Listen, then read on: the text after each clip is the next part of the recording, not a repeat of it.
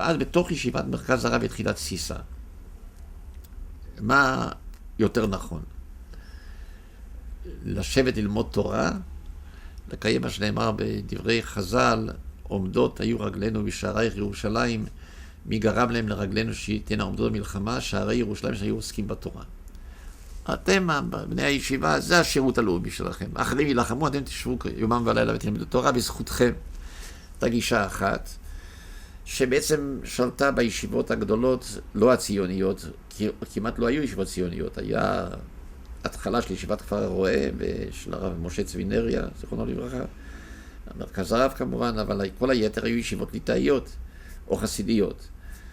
והם כולם הלכו לבן גוריון, אחר כך והשיגו את ההסדר שעד היום בתוקף. מה שהרשים את בן גוריון זה הבכי של ראשי הישיבה, אחרי מה שקרה, רב יסעזר מלצר וחבריו, אחרי מה שקרה באירופה עם חורבן ושריפת כל הישיבות, שתישאר כאן איזה ועל ידי ההליכה לצבא, עלולות הישיבות להתבטל.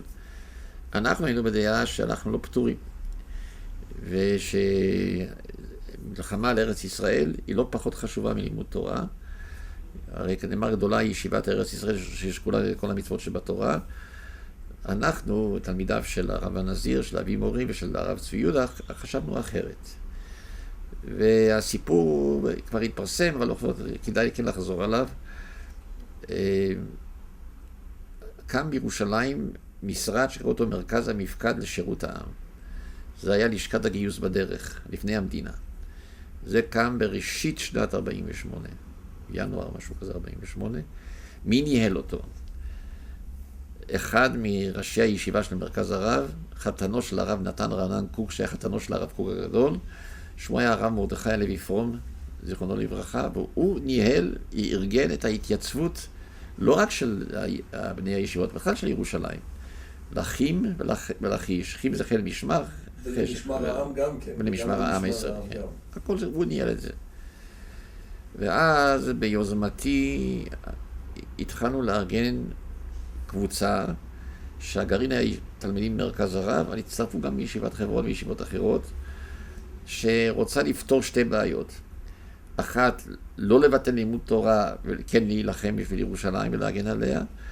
והדבר השני, לא להיכנס למחלוקת שבין האצ"ל, הלח"י וההגנה.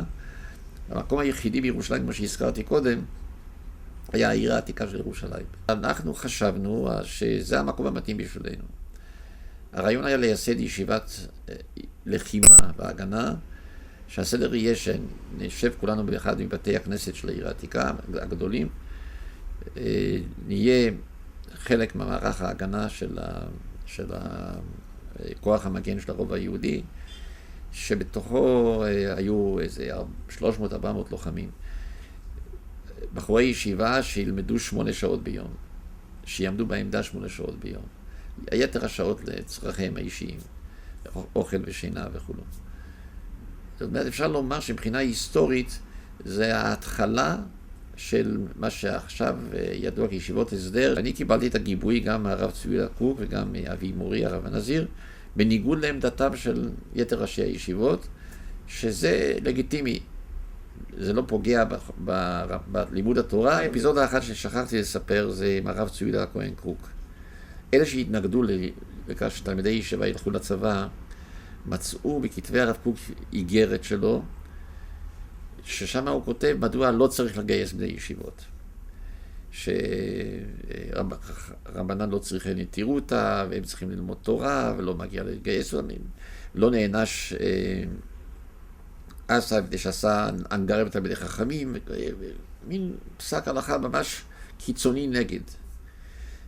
הדפיסו את זה על קרוז והדביקו את זה על חוצות ירושלים, כולל הכניסה לישיבת מרכז הרב. אני יורד באחד הימים מהישיבה, רואה את זה על דלת הכניסה, ונדהמתי. מה, אני אלך לעשות משהו נגד הרב קוק? אתם מכירים ברחוב הרב קוק הוא גבעה, יורדים אל כיכר ציון. אני יורד לכיכר ציון, כולי לבן. והנה הולך לקראתי הרב צבי יהודה הכהן קוק. אני הולך אל הישיבה. נעצר על ידי, ראה אותי, אמרתי לו כבר שלום, והוא הכיר אותי טוב, אז הוא רואה שהפנים שלי לבנות, מה קרה? אז הוא התחיל לשאול אותי, מה יש? מה קרה שוב? מה קרה? אז סיפרתי לו שיש קרוס כזה, ואני נמצא במצב לא נעים, מצד ארגנתי קבוצה מהישיבה, לכאורה עם ההסכמה שלו ושל אבי, זיכרונו לברכה. מצד שני הם מביאים הרב קוק נגד, איך זה יכול? אני לא יודע מה לעשות. לא אשכח שהוא התעמת ככה בכעס, וצעק בקול גדול, זיוף, זיוף. אני בקושי הרגעתי אותו. ואז הוא הסביר לי שהמכתב הזה נכתב על ידי הרב קוק לרב הרץ בבריטניה, במלחמת העולם הראשונה, כשהוא היה הרב של מחזיקי הדת, נגד גיוס לצבא הבריטי. זאת אומרת, איך אפשר להשוות מלחמה עם הצבא הבריטי נגד גרמניה של אז, של וילהלם, לא גרמניה נאצית, למלחמה בשביל ירושלים, בשביל ארץ ישראל. אני אומר, כבוד הרב, שהרב יכתוב את זה, וצריכים לפרסם את זה. אני מוכן לכתוב על אין דפוס שידפיס, כי לא היה דפוס בירושלים, כולם היו מושבתים, לא היה דלק. מתניה סדר שידפיסו את זה. ואני עוד זוכר שאני הלכתי ליצחק רפאל, זיכרונו לברכה, שהיה אז יושב ראש ועד המצב או משהו כזה, ועד הקהילה. וסידרתי שדפוס רונלד, שהיה בחצר אליאנס בירושלים, ידפיס את החוברת שהיא הרב ציודה, שהיא נקראת אל משמר העם הישראלי.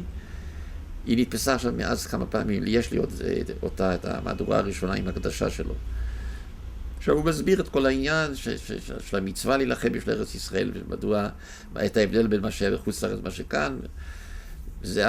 הוא בעצמו עשה מעשה, הלך ללשכת הגיוס של ההגנה, והצטרף לאחים ועמד עם סרט על בגדו, בכניסה לירושלים יד מושב זקנים, שהיום שם התחנה המרכזית, ובדק את המכוניות שנכנסות לירושלים, כדי שיראו שגם הוא הולך. אני לא אשכח את התמונה הזו, לא יודע אם זה מפורסם שהוא עשה את זה בעצמו.